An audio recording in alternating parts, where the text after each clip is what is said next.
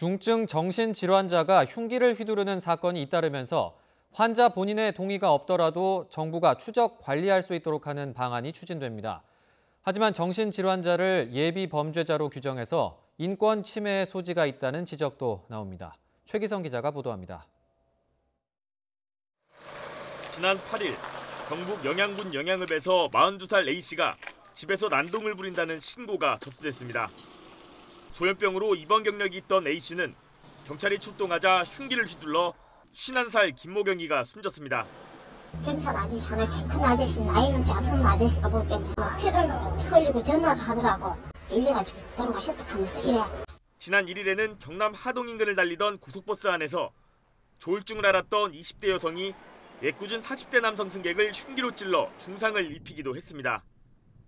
이처럼 치료를 중단한 중증 정신질환자의 범행이 이어지자 정부가 서둘러 대책을 내놨습니다.